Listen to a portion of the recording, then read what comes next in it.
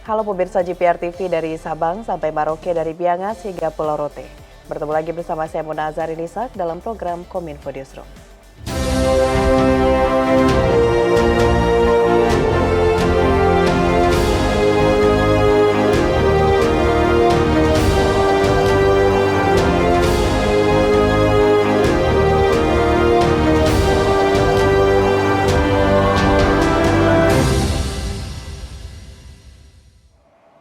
Pemirsa, kita ke informasi pertama. Kementerian Komunikasi dan Informatika melakukan 2 upaya untuk menjadikan mudik aman dan berkesan di tahun 2023, yakni memperkuat jaringan internet 4G dan 5G di sepanjang jalur mudik dan menyiapkan aplikasi mudik lebaran 2023.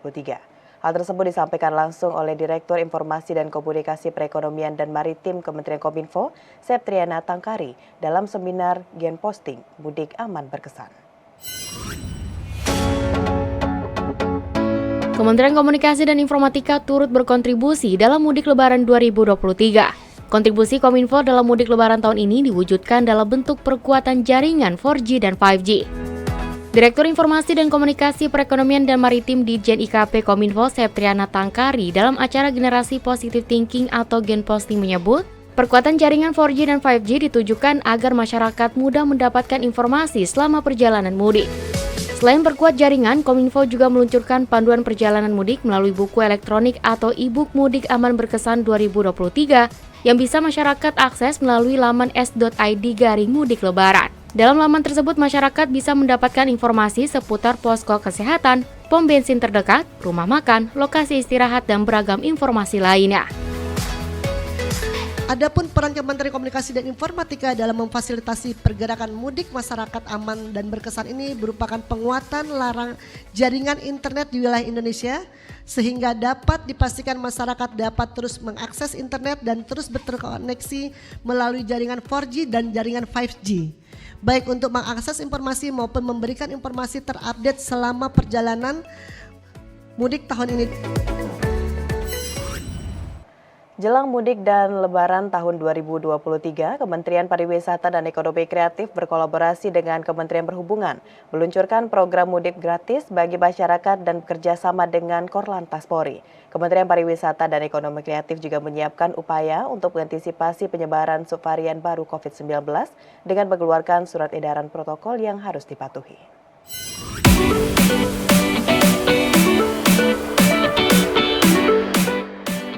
Menteri Pariwisata dan Ekonomi Kreatif Sandiaga Salahuddin Uno dalam Weekly Brief with Sandi Uno yang berlangsung secara hybrid mengungkapkan, pihaknya saat ini masih melakukan persiapan dalam menyambut mudik dan libur lebaran 2023. Program Jelang Mudik Kemenparekraf berkolaborasi dengan Kementerian Perhubungan dengan meluncurkan program mudik gratis bagi masyarakat dan bekerjasama dengan Korlantas Polri, mudik nyaman dan aman di Indonesia aja, serta meluncurkan 4 online travel agent dengan promo paket wisata mudik lebaran untuk mendukung kesiapan jalur mudik wisata. Sementara itu, untuk program libur lebaran 2023, Menparekraf menekankan terkait kenaikan tarif isu wisata. Menurutnya, hal tersebut penting disosialisasikan dengan pemerintah daerah dan asosiasi wisata setempat untuk menentukan harga standar masuk ke tempat wisata yang tidak membebani kemampuan masyarakat mengingat pergerakan ekonomi saat ini belum sepenuhnya pulih. Menparekraf berpesan agar penyedia wisata juga fokus pada peningkatan aspek kualitas dan pelayanan yang baik di tempat wisata. Jangan kita menaikkan tarif yang membebani masyarakat dan harus kita fokuskan peningkatan aspek kualitasnya dulu dan pelayanan yang lebih baik di tempat wisata.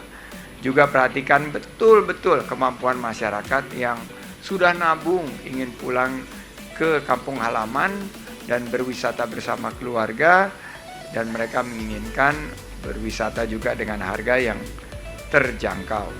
Selain itu, Kementerian Pariwisata dan Ekonomi Kreatif juga menyiapkan upaya untuk mengantisipasi penyebaran subvarian baru COVID-19 dengan mengeluarkan surat edaran protokol yang harus dipatuhi. Dan Kemenparekraf juga menginstruksikan kepada Dinas Pariwisata untuk memantau ke lapangan terkait situasi terakhir dan melakukan monitoring evaluasi agar persiapan sarana-prasarana serta kesiapan pelayanan SDM dapat dipastikan siap untuk menyambut libur lebaran 2023. Surat edaran tentang keselamatan transportasi pariwisata darat, laut maupun udara dan tempat istirahat, surat edaran tentang penyelenggaraan kegiatan wisata yang aman, nyaman, dan menyenangkan di daya tarik wisata yang juga diharapkan untuk mengantisipasi lonjakan kasus. Nah, memang PPKM sudah berakhir, tapi kita mengingatkan untuk semuanya berhati-hati. Walaupun tidak ada himbauan terkait fasilitas khusus yang harus disiapkan oleh objek wisata, namun tolong diperhatikan pengaturan protokol kesehatan yang sudah disyaratkan secara umum saja. Kita ke informasi selanjutnya pemirsa, Presiden Joko Widodo memerintahkan kepada kepala daerah di Pulau Jawa untuk bersiap menyambut mudik lebaran.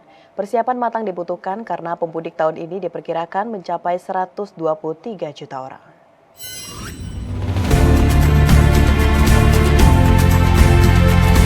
Presiden Joko Widodo pada keterangan persnya usai melakukan kunjungan ke Pasar Cepong, Boyolali 10 April 2023 menyebutkan bahwa telah mengingatkan kepada Menteri Perhubungan, Kapolri, Menteri BUMN, para gubernur, bupati dan wali kota untuk bersiap dan berhati-hati menyambut arus mudik Lebaran 2023.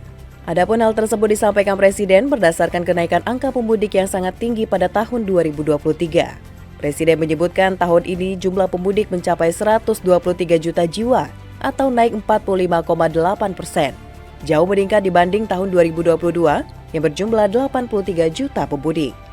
Sementara itu untuk mengurai kemacetan pada masa mudik Lebaran 2023, Kepolisian Republik Indonesia telah menyiapkan rekayasa lalu lintas pada arus mudik Lebaran, yakni menerapkan sistem satu arah atau one way, kontraflow, hingga ganjil genap. Menteri Perhubungan Budi Karya Sumadi sebelumnya telah memperkirakan puncak arus mudik akan terjadi H-1 Lebaran dengan pergerakan 17,7 juta orang dan peningkatan perjalanan terjadi sejak H-3 Lebaran. Kurang lebih 123 juta masyarakat kita akan bersama-sama mudik. Tahun kemarin 86, ini 123 juta. Hati-hati, angka ini hati-hati. Saya sudah memperingatkan Menteri Perhubungan, Kapolri, Menteri BUMN yang menyangkut transportasi laut, para gubernur, para bupati dan wali kota betul-betul menyiapkan diri karena melompat dari 86 juta ke 123-124 juta. Pemerintah optimis kereta cepat Jakarta-Bandung mulai resmi beroperasi pada Agustus mendatang. Menko Kemaritiman dan Investasi Luhut Binsar Panjaitan memastikan proyek kereta cepat Jakarta-Bandung saat ini sudah mendekati penyelesaian. Selain itu, Indonesia telah menyepakati cost overrun mega proyek kereta api cepat Jakarta-Bandung. Menteri Luar Negeri Tiongkok Qin Gang mengadakan pertemuan dengan Menteri Koordinator Bidang Kemaritiman dan Investasi Republik Indonesia selaku Koordinator Kerjasama dengan Tiongkok, Luhut Binsar Panjaitan. Dari pertemuan tersebut, Luhut Binsar Panjaitan mengungkapkan, mega proyek kereta api cepat Jakarta-Bandung siap beroperasi pada 18 Agustus 2023. Rencananya akan dilakukan uji coba pada akhir Mei mendatang sehingga pada 18 Agustus nanti bisa beroperasi dengan baik. Kita harapkan mulai beroperasional 18 Agustus 2023.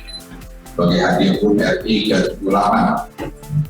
Pemerintah RI menyampaikan keinginan agar ada pimpinan tinggi Tiongkok juga yang hadir untuk menyaksikan operasional kereta cepat Jakarta-Bandung ini karena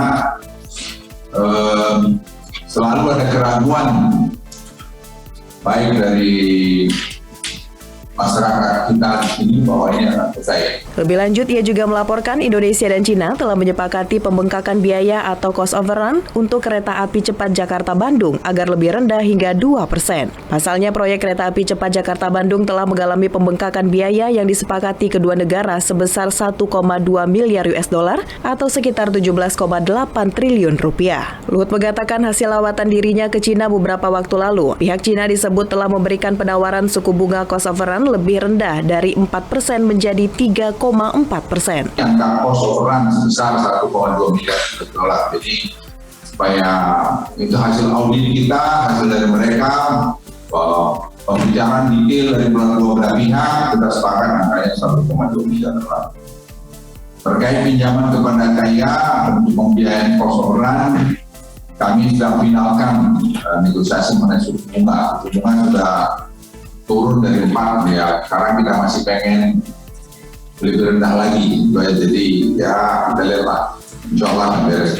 Luhut menyebutkan bunga pinjaman atau cost overrun sebesar 3,4% itu masih tergolong lebih rendah dibandingkan dengan meminjam biaya dari luar Cina. Adapun dari 1,2 miliar US dollar, jumlah yang harus dibayarkan oleh Republik Indonesia sekitar 560 juta US dollar atau sekitar 8,3 triliun rupiah dengan target tenor sekitar 30 sampai 40 tahun. Luhut menambahkan dari hasil negosiasi final suku bunga cost overrun dengan pihak China Development Bank ditargetkan rampung pada pekan depan. Kamu jangan itu jangan underestimate loh, negara kita ini makin efisien, makin baik loh. Benar. Karena kamu lihat ya, penerimaan pajak kita naik 48,6 ya. Karena ada banyak efisiensi digitalisasi, efisiensi batubara, efisiensi di sini, segala macam karena digitalisasi tadi. Itu kadang-kadang kita nggak sadar ya. Terjadi perubahan transformasi kita dengan digitalisasi itu efisien tadi. Sementara itu, Deputi Bidang Koordinasi Investasi dan Pertambangan Kemenko Marves, Septian Haryoseto mengatakan, suku bunga pinjaman 3,4% yang ditawarkan China Development Bank masih lebih rendah 0,2% dari suku bunga obligasi pemerintah Amerika Serikat dengan tenor 30 tahun. Bahkan, Seto menyebutkan bunga obligasi Republik Indonesia dalam dolar Amerika Serikat pun mencapai 5,6%. Jadi ini sebenarnya bunga yang ditawarkan sudah lebih rendah dibandingkan dengan bunga pemerintah Amerika Serikat ataupun bunga obligasi US dollar dari pemerintah Indonesia. Tapi kita lagi masih mengikuti. Pemirsa, setelah jeda kami akan kembali dengan informasi lainnya. Tetaplah bersama Kominfo Newsroom.